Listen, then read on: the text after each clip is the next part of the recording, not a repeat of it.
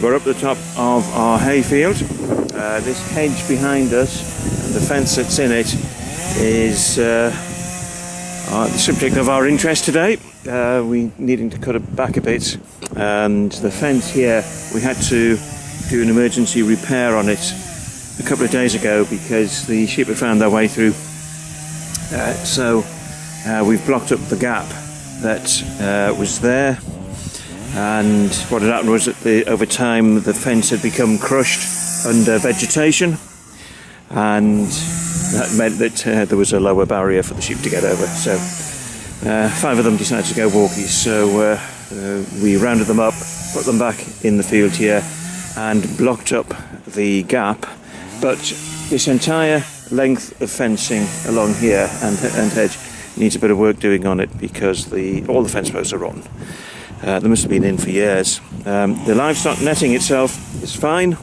That is in good shape, so it's really just a case of putting that back into place and then putting in some new fence posts.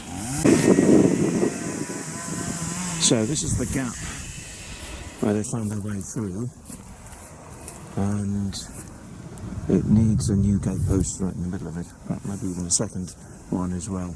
But we filled in the gap with an old fence panel, an old pallet and an old farm gate, so it's pretty secure against the sheep now, although we will be replacing this.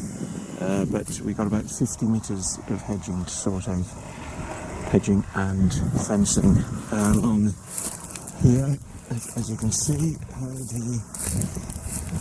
Take this one as an example. Yep, so the fence posts are all in a quite poor state. You can see in the past where they've been replaced, or at least new ones put in next to old ones. They're at the end of it as well, so they've got to go and be replaced. So as I say, the last thing you want is the sheep wandering off into another field. In this top corner of the field, we've also got a number of trees and some large dead branches that need chopping up as well. They must have come off the trees years ago because they're absolutely bone dry, so we can use them as firewood straight away. But Steve has his chainsaw here today to work on the fence and the hedge, so he's doing work on the chopping up the logs as well.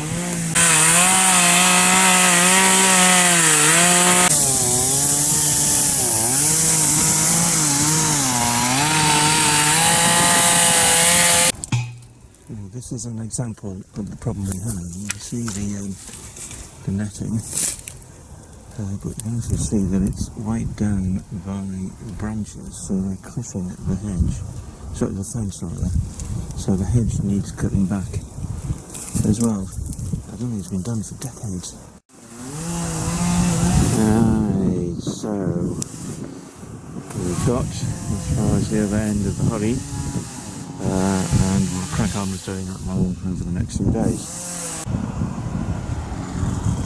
And we've also cut back the hedge.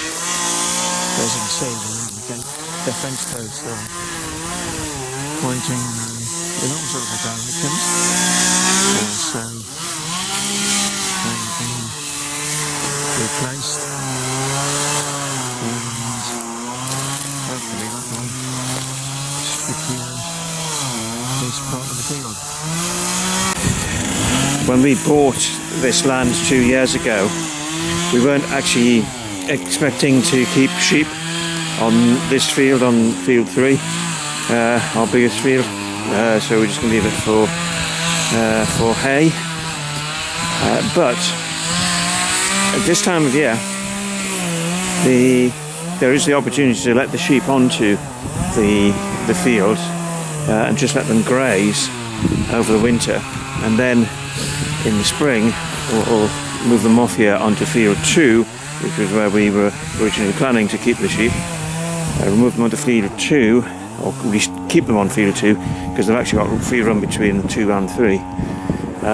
But we'll then let the grass grow, and it will be then cropped in the summer for hay.